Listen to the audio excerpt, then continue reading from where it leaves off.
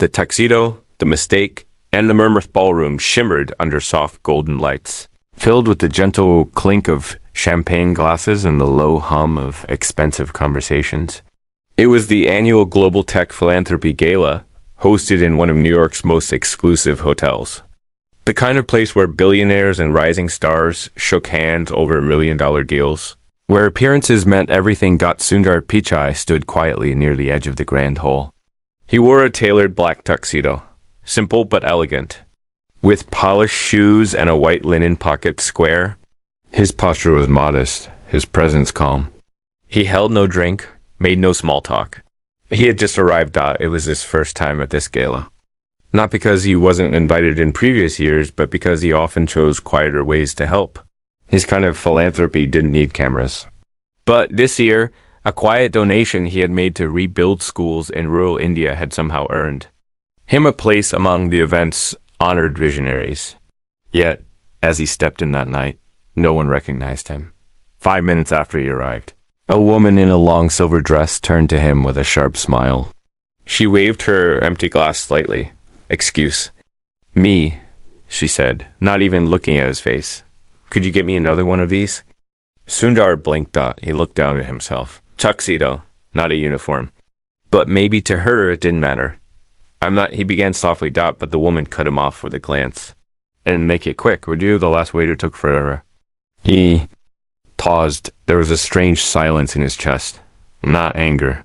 Not exactly surprise either. Just ... A moment suspended in stillness. He could have corrected her. He could have said his name. Could have reminded her that he helped run one of the most powerful companies on earth. Instead, Sundar gently took the glass. "Of course," he said. Walked across the hall, cast a dozen curious glances and half smirks. Some saw what happened. Some didn't. But already the whispers had begun. A billionaire mistaken for a server. A man used to being behind innovations, now holding a crystal flute for someone too distracted to care. He reached the bar and quietly asked for another glass of champagne. The bartender gave him a puzzled look, but didn't ask questions. As he turned around, Sundar noticed a young man standing nearby, maybe in his 20s, slightly nervous, clearly out of place. His suit was one size too big. He kept looking down at his name badge. He was a scholarship recipient from a startup mentoring program. Sundar handed him the glass. "Would you like to bring this to that lady in silver?" he asked. The young man hesitated. "Me? Yes," Sundar said with a gentle smile. "And when you do, hold your head high." The young man nodded slowly, almost as if he didn't fully understand what was happening. He took the glass and walked off. Sundar remained at the bar, quietly watching. In the distance, the woman in silver frowned, confused. Then, slowly, her eyes widened. She had just realized the man she mistook for a waiter wasn't the waiter. All. The murmurs grew louder. A hedge fund manager whispered, "Isn't that Sundar Pichai?" Someone else gasped. He just gave his drink order to a scholarship kid. And just like that, a single mistake turned into a spotlight, but not on Sundar's embarrassment. On his grace. Because instead of making someone feel small, Sundar had made someone else feel seen. 20 minutes later, Sundar finally made his way to the head table, where the host sat waiting. A seat had been reserved for him between a biotech CEO and a space tech pioneer. The host, a man named Thomas, smiled brightly. "We were wondering where you'd gone." "I was learning a little about the room," Sundar replied quietly. A few heads turned toward him now. A few eyes lowered in guilt, but Sundar didn't look at any of them. He focused on the food, the speeches, the stories of change. During dessert, a young girl came on stage. She was maybe 11, from a small village outside Chennai. Her school had been destroyed by flooding last year. She told the room that thanks to a donation from someone anonymous, her school had been rebuilt with solar power and new computers. She wanted to be a scientist now. "I want to make things," she said shyly, "like the people who help the world." The room clapped. Some people wiped their eyes, but Sundar just sat there, quietly smiling. He didn't need anyone to know. The donation had come from him. Later that night, as the gala ended, the woman in silver approached him. Her expression was tight, her tone unsure. I owe you an apology. Sundar nodded gently. You don't owe me anything. She looked down. Still, I assumed something I shouldn't have. We all do sometimes, he said. But next time, try looking at people before judging them. Her lip trembled slightly. You're right. And then, quietly, she walked away, but the moment didn't end there, because, across the room, the young scholarship recipient had seen it all. He walked over, nervous but determined. Sir, he said, I just wanted to say thank you. For what? Sundar asked, for giving me that glass. I didn't understand why at first. But when she looked at me like I mattered, it was the first time all night anyone here looked at me like that. Sundar nodded. Double quotes. Remember that feeling, he said. And one day, give it to someone else. Outside, the ballroom. The night had turned cool. Sundar stood alone for a moment near the entrance, looking up at the city skyline. Just then, his phone buzzed. A text from his assistant. Someone from the board is worried. Said they heard something happened tonight. Should we issue a statement? He smiled and typed back. No need. But as he put his phone away, a black SUV pulled up. A man stepped out. Not a driver, not a security guard, but someone from Sundar's past. An old friend from India. Someone he hadn't seen in years. In his hand, he held a photo, one that would change everything. You need to see this, he said. Sundar. Single quotes. Eyes narrowed. What is it?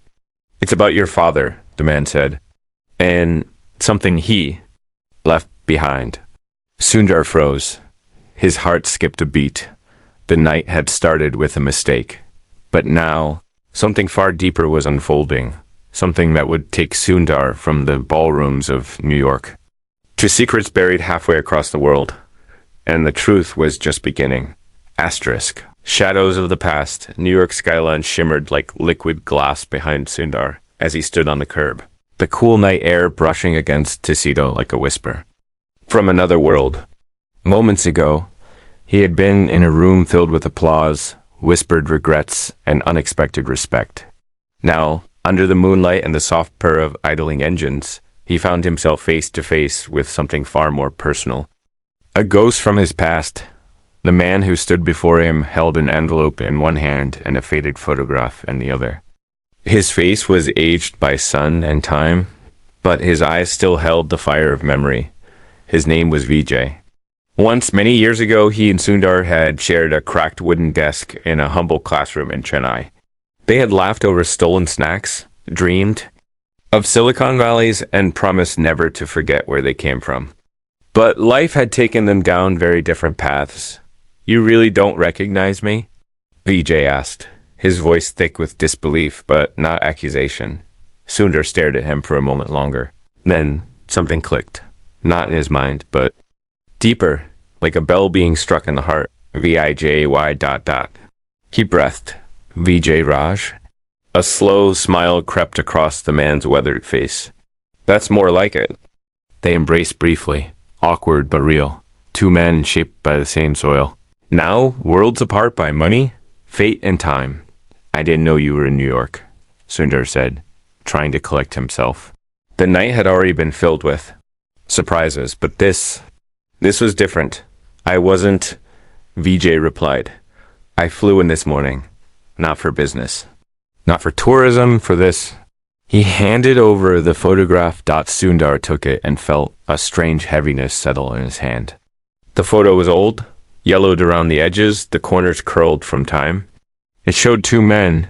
One was unmistakably Sundar's father, wearing his familiar wide smile and neatly combed hair.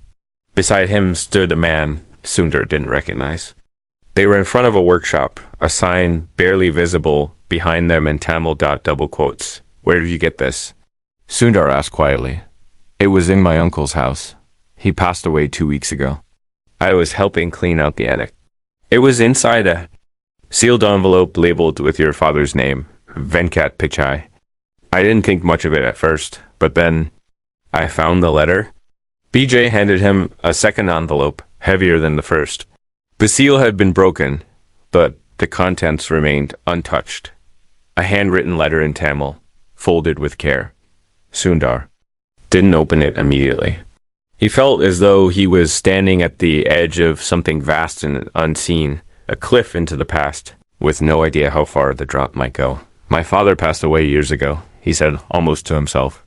He never mentioned this, Vijay nodded. Mine too. But there's something else. I don't know if you remember this, but your father and mine used to work on small electronics together in secret. Cheap radios, little experiments. This letter says they were working on something much bigger. Something they never told anyone about.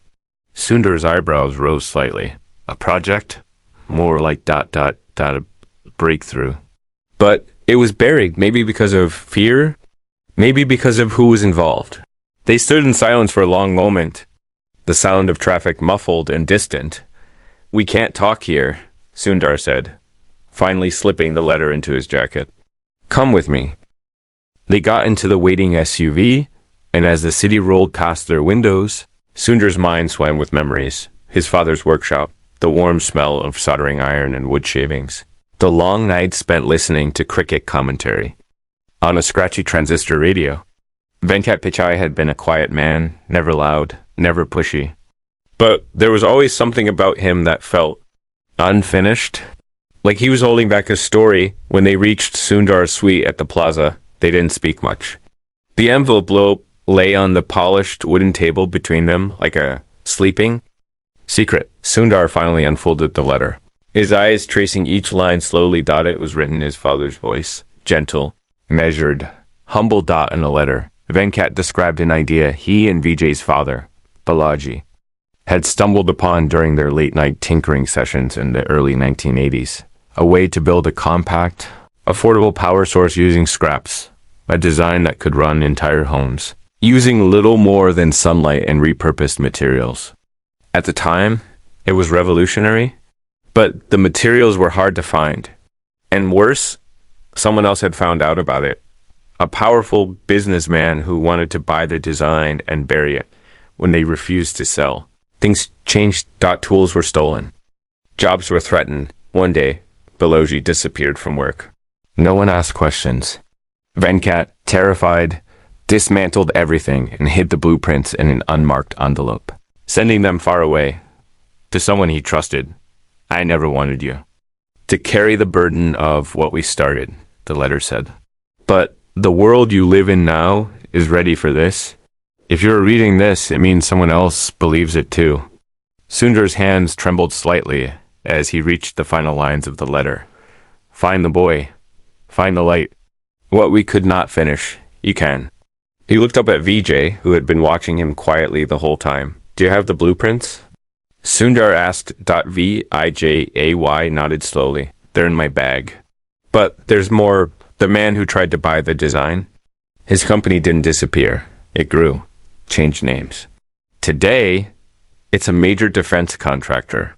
And if they learn that these documents still exist. He trailed off, but the implication was clear. This wasn't just nostalgia. This was danger. Sundar exhaled deeply and leaned back in his chair. He had spent years navigating boardrooms, outthinking competitors, guiding one of the most powerful companies in the world through technological revolutions. But this was different. This was his father's unfinished dream, and it was also a threat that had slept in silence for 40 years. Why now? He asked, more to the universe than to Vijay. Why is this resurfacing now? Vijay leaned forward, his eyes filled with something between fear and determination. Because someone else is looking for it too, he said.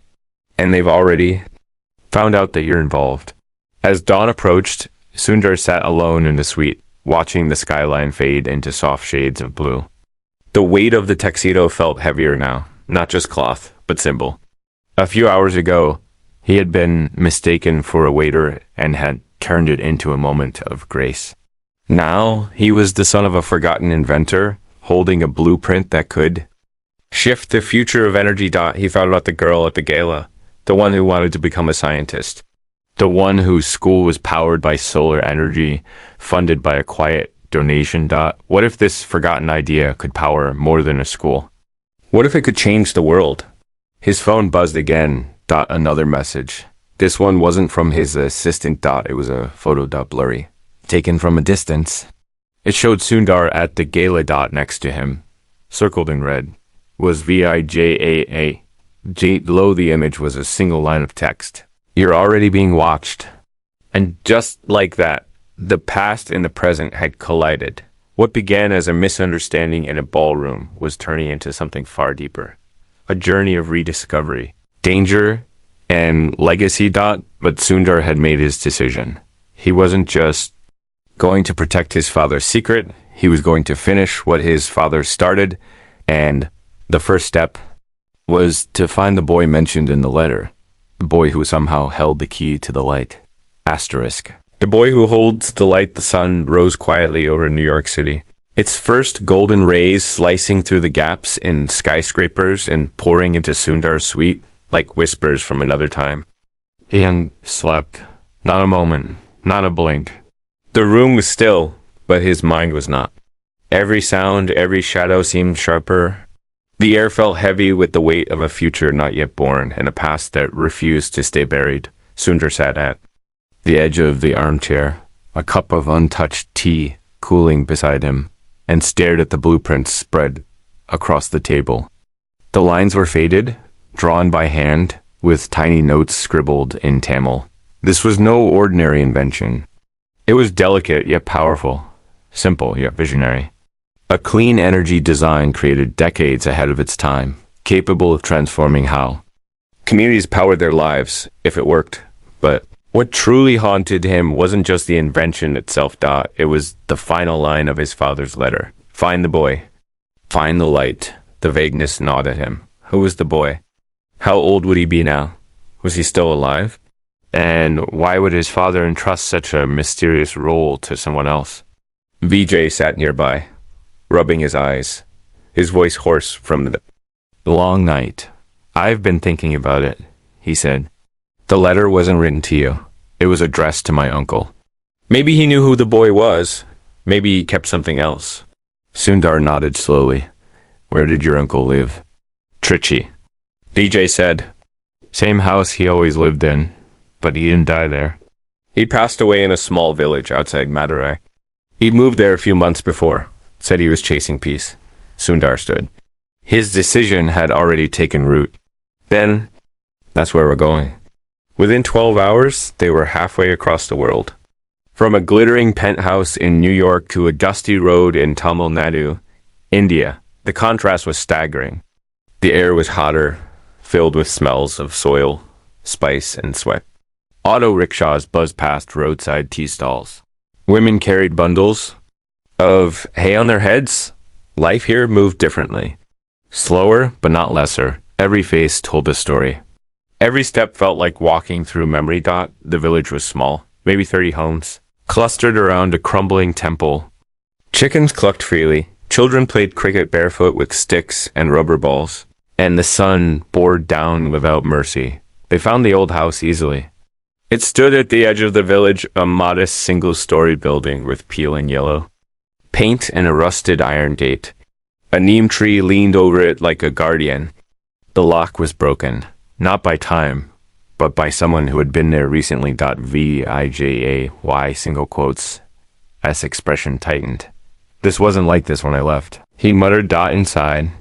The house was in disarray. Furniture overturned, drawers ransacked, old photos ripped from walls and scattered across the floor. It wasn't just messy. It had been searched, thoroughly, methodically. They're looking for it too, Sundar said quietly. But even in chaos, some secrets hide well. In the back room, behind a wooden bookshelf that had toppled onto the ground. Sundar noticed something odd. A tile on the floor that sounded hollow when tapped. He pried it open. Beneath it was a small tin box wrapped in cloth. They opened it slowly, almost reverently. Inside were more notes. A worn journal. And a photograph. The photo showed a group of children, maybe 10 or 11 years old, standing in front of a solar panel installation in a dusty field. It looked like a school science fair. The kids were smiling proudly. And there, among them, was a boy with sharp eyes, dark skin, and a shy smile that didn't quite match the others. Something about him felt intentional. Like he knew something the others, DIDN, single quotes T dot on the back of the photo was a name written. In pencil dot KAR TK, that must be him, Vijay said, tapping the name. The boy who holds the light. Sundar turned the page of the journal. There, in his uncle's handwriting, was a short entry, Karthik has the spark. Venkat said he reminded him of himself as a child. The designs are too dangerous to leave. In one place. I gave Karthik the core module, told him to guard it with his life. He doesn't even know what it is yet. But he will someday. We have to find him, Sundar said. But Vijay's face darkened. Look at the date. Sundar checked the entry. It was over 12 years old. If he still has it, Vijay said, someone else might be hunting him too. They left the house. Quickly, aware now that every second mattered. Sundar's assistant in India arranged access to private voter databases, and after hours of digging through records, they found a single match. Karthik Ramasamy, age 23, currently living in Coimbatore. He worked as a technician for a small startup that repaired off-grid solar installations in remote areas. No social media presence, no digital footprint. It was as if he was invisible by design. They reached Coimbatore the next morning, but Karthik wasn't at his listed address. His roommate said he had left for a job 2 days ago, somewhere in the Western Ghats. He'd gone to fix a malfunctioning solar station in a tribal village, a place with no signal. No roads, no electricity apart from what he maintained himself. How long does it take to reach there? Sundar asked. Asterisk, the roommate hesitated.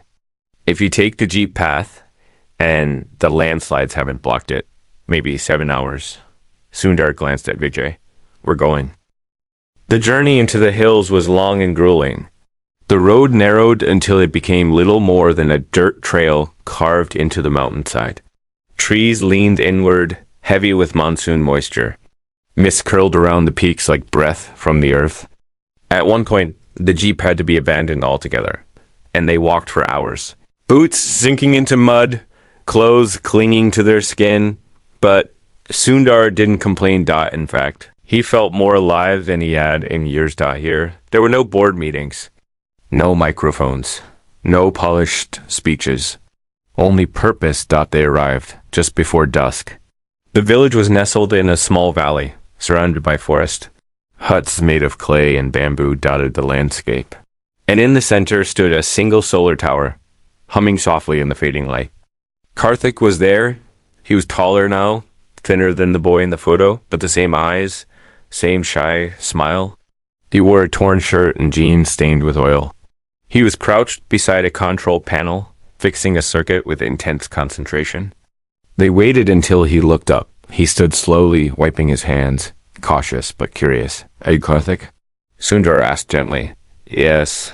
Who are you? Sundar stepped forward, extending a hand. Someone who believes you've been guarding something very important. Karthik's eyes narrowed. You've got the wrong person. But Vijay pulled the photo from his bag and showed it. KRT Kaki froze. His hands dropped to his sides. You know what this is, don't you? Sundar asked. KARTAK nodded slowly. Not fully. But yes, my teacher gave me a device once. Said it was a battery prototype. He told me to never give it to anyone, not even the government. He said one day someone would come for it. Someone who would know what to do with it. Do you still have it? Vijay asked. Yes. It's hidden in a metal box, buried under the solar station. I check on it every few months to make sure it hasn't been tampered with. But 2 days ago, I found footprints, tire tracks. Someone else has been here. Sundar felt the weight of everything crashing in. The message, the blueprint, the journal, the letter. Now the boy knew the man who held the final piece, but just as the pieces were falling into place, the ground beneath them began to shift again. Because at that moment, in the fading golden light of the hills, a sound cracked through the air, the unmistakable click of a camera. Shutter. They turned sharply. Someone was watching. From the edge of the forest, a figure disappeared into the trees. Not a villager, not a worker. Someone who had been tracking them the whole time. Sundar turned to Karthik. We have to move. Now, Karthik nodded. I'll get the device. And as he ran toward the solar tower, Sundar looked back toward the forest, heart pounding. The race had just turned deadly. They weren't just chasing a legacy. Now, they were being hunted for it. Asterisk the device beneath the earth. Forest around the village seemed to lean in closer as night fell, swallowing color and sound in equal measure. Clouds draped over the hills like thick smoke, and in the gathering silence, there was a presence, invisible but undeniable. Sundar could feel it in his bones, an electric tension prickling at the edge of every breath. Someone had been watching. Someone knew. And the moment of safety they thought they'd found was already slipping through their fingers. Karta. IK moved quickly. No hesitation, no wasted motion. He guided Sundar and Vijay toward the solar tower, a structure no taller than a streetlight, but sturdy and humming with quiet life. He crouched beside its concrete base, brushing away leaves and dust. Beneath the panel of rusted sheet metal, he revealed a hidden latch.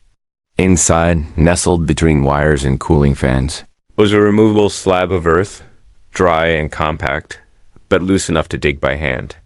I buried it in a steel case, wrapped in copper sheets, Karthik explained, his voice low and steady. Not because I understood everything, but because I could feel how important it was. It vibrates, not like a machine. Like a heartbeat. They work silently, hands moving fast.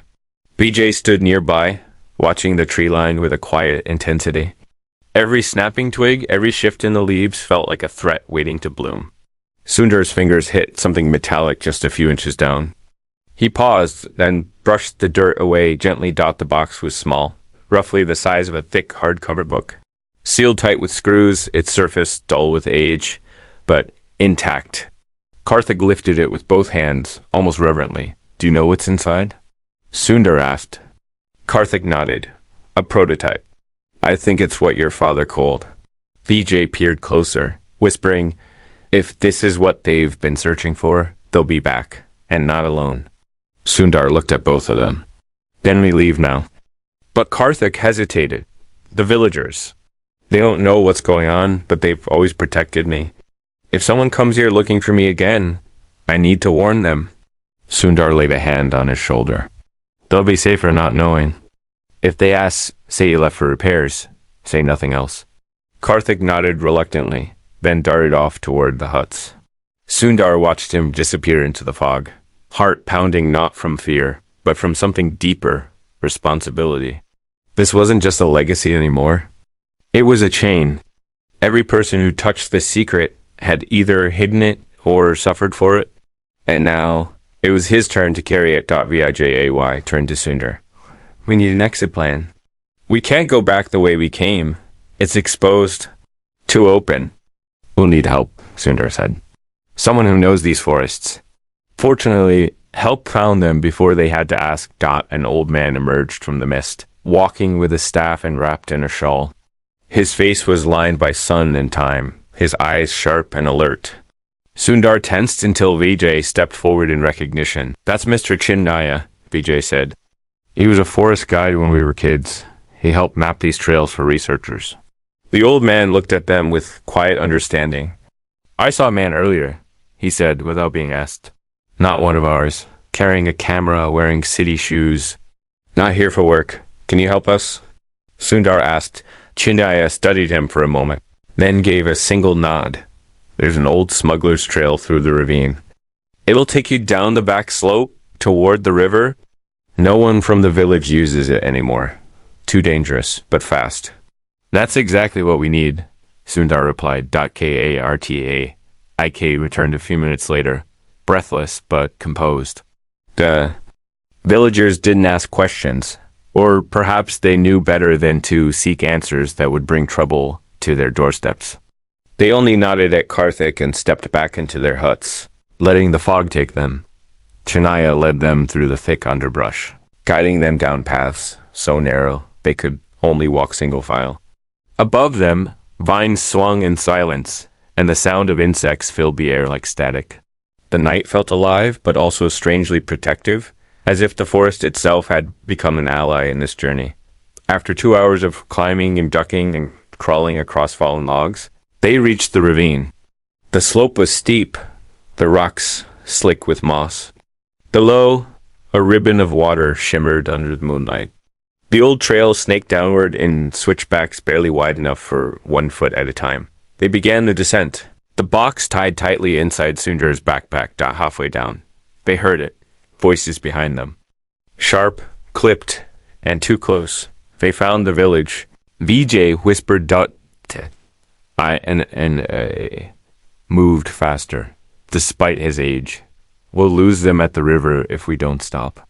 But as they rounded the final bend, a rock beneath Karthik gave way. His foot slipped. He fell hard, tumbling down the slope, landing just a few feet from the water's edge with a painful grunt. Sundar rushed down, slipping, sliding until he reached him. Are you hurt? Karthik winced. My ankle. I think it's sprained. DJ was already beside them, helping lift Karthik to his feet. But in the moment of distraction, a beam of light cut through the trees above a flashlight then another. They had been spotted. Go, Sundar said to Vijay. Take Karthik and the guide. I'll draw them away. No, Vijay said instantly. They want the box, not us. Exactly. I have the box. And if I run fast enough, they'll follow me. Before anyone could stop him, Sundar unzipped the backpack, slipped out the steel box, and stuffed it into his jacket. He zipped the backpack shut and tossed it toward Vijay. Keep that as a decoy. Then he turned and ran into the forest, into the night, away from the river. He didn't look back. The forest was a blur. Branches whipped his face, roots clawed at his feet, but Sundar kept running. Adrenaline surged through his veins. He had never run like this in his life. Not from danger, not from fear, but towards something greater, a promise. He could hear them behind him. Not one, but two. Possibly more, shouting, crashing through the brush. Chasing the shape of a man in a tuxedo coat with something priceless under his arm. Didn't stop until the sound of a waterfall filled the air. He broke through the tree line and emerged onto a cliffside, jagged and slick with mist. The water. Below thundered into a dark pool, the drop at least 60 feet.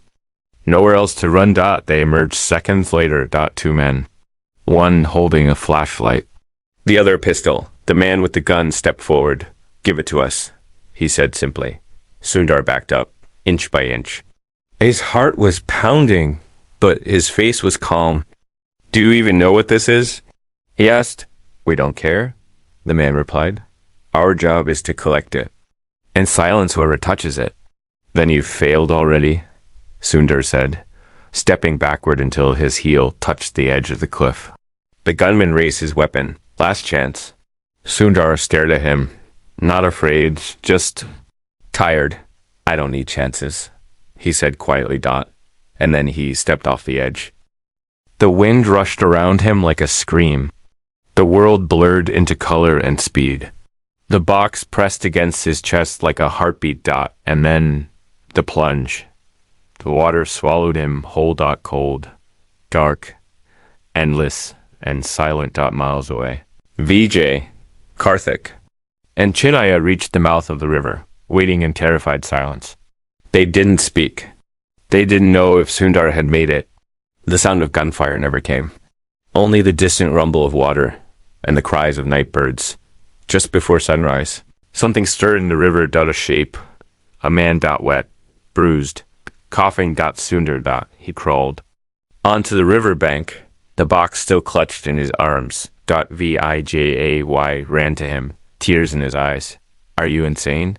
He cried. Sundar laughed, gasping. Maybe, but it worked. Karthik helped him up. You risked everything. No, Sundar said, holding up the box. I protected everything. They stood in silence as the sun broke over the hills, but the quiet didn't last long, because Chinya, standing a few feet away, was holding up something he had just found tangled in the bush near the riverbank. A small listening device. One of the men had planted a tracker. They hadn't escaped. they had been allowed to escape. The weight of silence as morning mist had barely lifted when the realization settled in like a lead weight. They were not free. The tracker, small and unassuming, lay in Chinya's trembling hand like a poisonous truth. Whatever shadowed force had been chasing them through the hills hadn't lost them in the river. They had let them go. Let them believe they had won. But now every step forward was being watched. Every breath, every plan, already known. Sundar stared at the device, his face unreadable. Fatigue clung to his bones. His clothes were still damp from the river. His body ached with bruises and exhaustion. But it was the look in his eyes that had changed. It wasn't fear, it was a kind of quiet fury, the kind that smoldered instead of burned. The kind of fury that came when someone tried to turn your legacy into leverage. We need to disappear, he said finally, his voice low, steady. We need to go where their eyes can't follow. Vijay nodded slowly. But where? We can't. Go back to the city. Not now. Not until we know who they are, what they want. Karthik looked between them, uncertainty flickering behind his eyes. I know someone. He works with a group that protects whistleblowers, people in danger. If anyone can help us go dark, it's him. How do you know him? Sundar asked. He helped my cousin once, Karthik said. He exposed the corruption. Ring in a local utility company. This man got him out safely. Gave him a new life. They didn't have to discuss it further. The choice was made not by words, but by urgency. Every minute spent above ground was a risk. Every signal they left. Behind, a trail. They left the river behind before the sun had fully risen, traveling in silence through narrow forest paths known only to Chin. He moved like a shadow through the undergrowth, barefoot, reading the earth like a book. By midday, they reached a secluded bus stop carved out of stone and moss. A single weathered bench. No signs, no people. Just the rumble of an old bus that arrived precisely at noon, as if summoned by fate. Got the journey from the forest to the town of Tirupur. Took 5 hours. During those hours, Sundar sat at the back of the bus, the steel box clutched tightly in a cloth bag on his lap, eyes never straying from the windows. Each face outside seemed suspicious. Each roadside tea stall, a trap, but inside his mind drifted backward, to a different time, a different version of himself. He remembered sitting at his father's feet, watching Venkat Pichai gently unscrew the back panel of a broken radio. The sound of a screwdriver against metal, the smell of warm copper.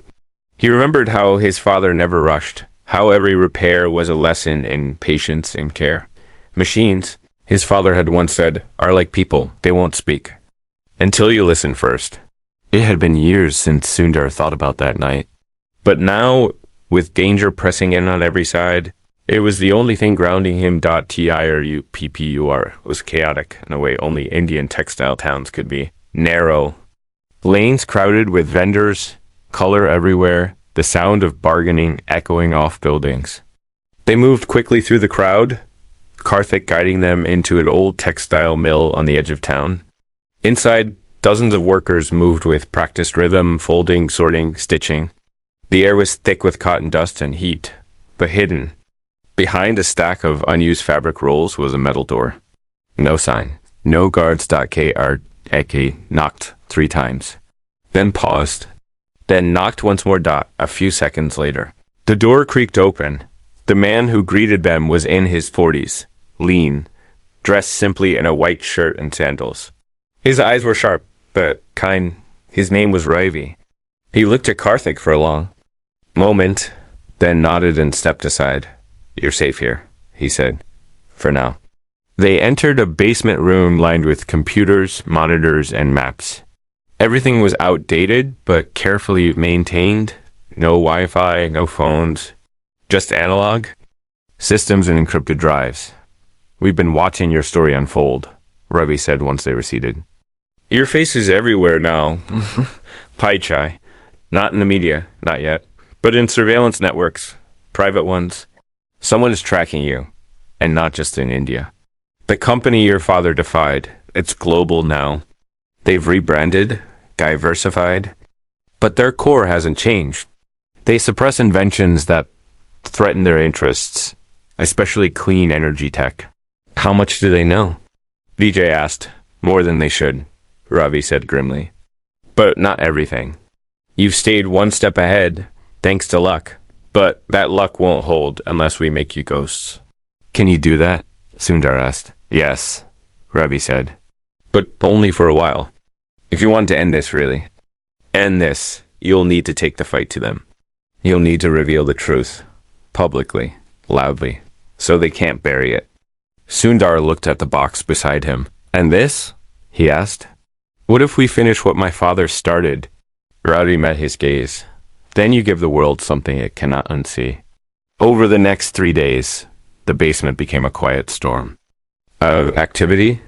Sundar worked with Karthik to unlock the device, testing its circuits, scanning its components. It was more advanced than anyone had imagined. The energy yield it produced from minimal solar exposure was staggering, and the design so replicable.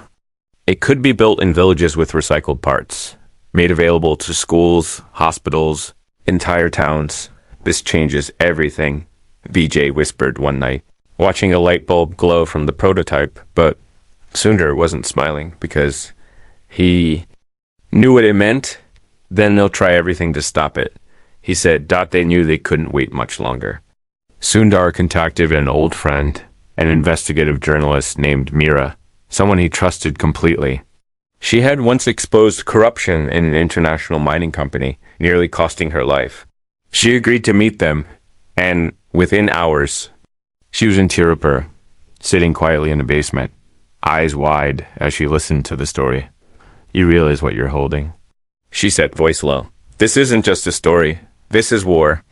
Then tell the story, right? Sundar said. Not just about the device. Tell them about the men who buried it. The ones who died to protect it. Tell them about my father. About Karthik. About the boy who held the light. Meera nodded. I will. That night, Sundar stood alone outside the textile mill, looking up at the stars. It was quiet, too quiet. The kind of silence that makes the hairs on your neck stand up, then a sound soft. Distant. A phone buzzing. Except none of them had phones. Any more he turned and saw a glow coming from the far side of the street. A car. Dark. Windows. Engine idling. He stepped back inside the mill. We've been found. He said. Ravi moved instantly, activating the emergency protocol. Computers were shut down. Documents shredded. The prototype, placed in a secure case, was handed. To Sundar. You have to go now, Ravi said. There's a train leaving for Delhi in 1 hour. Use it to disappear again. We'll delay them. What about you? We knew this risk, Ravi said, smiling faintly. We've done this before. Sundar didn't argue. They moved quickly through back alleys, changing into local clothing, disguising their faces. Karthik and Vijay moved like shadows beside him. Within minutes, they were in a rickshaw, racing toward the station. Behind them, the mill burst into flames. Sundar didn't look back, but his heart burned on the train as the world rolled past. In streaks of color and sound, Sundar finally spoke. We're not running anymore, he said. Once we reach Delhi, we go public. No more shadows. Vijay nodded. Meera will be there already.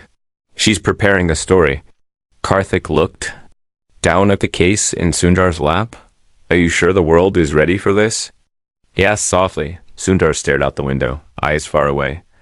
It doesn't matter if it's ready, he said. It's necessary. But as the train curved along the hills, a figure in another carriage lifted a phone and took a photo through the glass and sent it to someone waiting. Asterisk, the light Reviolette train to Delhi. Cut through the Indian countryside like a silent promise. Golden fields blurred into green hills, then into the graying outskirts of the capital. Inside the train car, Sundar sat still, his hand resting on the case that contained the device, the small, silent invention that had turned him from a guest at a glittering gala into the reluctant guardian of his father's unfinished dream. Asterisk. Beside him sat Karthik and Vijay. Neither spoke much. Fatigue clung to all three of them like a second skin. Every moment felt heavy, not just with danger, but with something deeper, responsibility. A strange calm had settled over Sundar. Not the calm of peace, but of clarity, of knowing that there is no turning back, of understanding that the moment you carry truth into the world, it can never be returned to silence. As the train neared the city, Sundar replayed the chain of events that had brought him here. The silver-dressed woman who mistook him for a waiter, the photograph of his father, the old friend with the hidden letter, the boy with the light, the fall into the river, the flame at the mill. Every step had peeled away a layer of the life he had built, the polished, practiced life of a CEO. And beneath it, he had found something raw, something honest.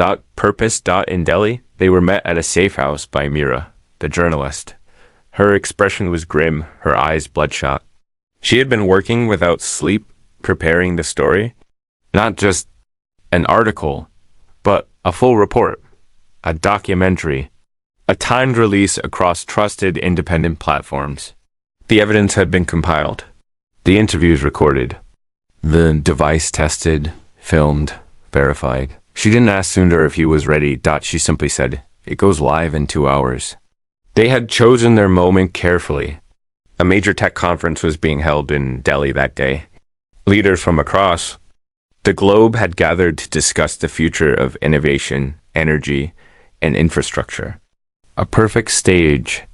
And Sundar, once the keynote speaker, now the unexpected disruptor, would take that stage, not with a speech, but with a reckoning. The auditorium was a sea of suited executives, blinking screens, and carefully crafted applause. It was the kind of place Sundar had grown used to. Stages, spotlights, carefully rehearsed words. But this time, he walked out alone. No script. No branding. The crowd fell quiet as he stepped to the microphone. "Before we begin," he said gently, "I want to tell you a story."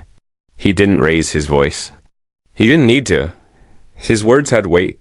He told them about a man who spent his life in silence, a father with calloused hands and quiet dreams. A man who built a machine that could change the world, but chose to hide it rather than sell it. To those who would bury it, he told them about a boy named Karthik, who carried that secret without knowing why. He told them about being mistaken for a waiter, and how that moment reminded him of the power of humility, of how greatness is never about appearances, but about what you choose to carry when no one is watching. He told them everything. And then he opened the case. On the stage sat the prototype, the tiny humming device born from the dreams of 2 forgotten inventors in a small town decades ago. "This," Sundar said, "is what they didn't want you to see." He explained what it did, how it worked, how it could power homes, schools, entire villages with minimal input, how it used recycled materials and local resources, how it could change the future of energy, not for the elite, but for the everyday. He paused, then looked straight into the cameras. "And this," he said, "is what my father died protecting." The silence in the room was absolute. But outside the auditorium, the world had already begun to stir, because at the exact moment Sundar spoke, Meera released the report online. Across the globe, journalists received the files. Engineers verified the design. Videos of the device powering light bulbs in remote villages began circulating. Forums exploded. Hashtags trended. And most important, people listened. Not because Sundar was famous. But because the truth had been spoken plainly. But with truth comes consequence. Just hours after the speech, Sundar received a call from his assistant. "The board wants an emergency meeting," she said. "Your position, it's being questioned." Sundar nodded slowly. "I expected that. Do you want me to prepare a statement?" "No," he said softly. "I've already said what matters."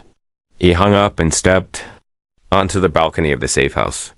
Below, the city buzzed, unaware of how much had changed in a single afternoon. Behind him, Vijay stood in the doorway. "You're going to lose everything," Vijay said. "Your job, your image, Sundar turned, a small smile on his face. Maybe, he said, but maybe I found something worth more. A few days later, a quiet ceremony was held in his father's hometown. Karthik returned to the village, no longer just a technician, but a keeper of history. Sundar went with him. Together, they installed the first full version of the device in the community center. Children gathered to watch as the lights flickered to life, not from a power grid, but from an idea born in a tiny workshop 40 years ago. Chinaya was there too, sitting under the neem tree, smiling softly. Your father would have been proud, he said. Sundar nodded, eyes wet. I hope so. In the weeks that followed, governments took notice. Labs reached out to replicate the design. Investors offered money. Big companies made threats, but it didn't matter because the design had been released as open-source, no patents, no ownership, just access. It spread like fire and dry grass. Schools in Rajasthan used it to power digital classrooms. Clinics in Africa adopted the technology. Island communities in the Pacific found new hope. Everywhere, the light spread, not just the physical light of energy, but the light of possibility. In Sundar, Eden returned to the boardroom. Not right away. He traveled. Quietly. Freely. He visited schools, listened to stories, taught children how to build with their hands. Not just machines, but belief, because that was the true invention. Not the device, but the reminder that greatness begins not in the spotlight, but in the silence. Months later, at a small gathering in New York, a woman in a silver dress approached him. She looked different now, quieter, more thoughtful. She paused beside him and said nothing for a long time. Then, simply, I remember you. He looked at her and smiled gently. I remember you too. She glanced at the crowd. They talk about what you did, how you changed the world. Sundar looked at the children nearby, laughing, building solar models with cardboard and tape. I didn't change the world, he said. I just helped it remember.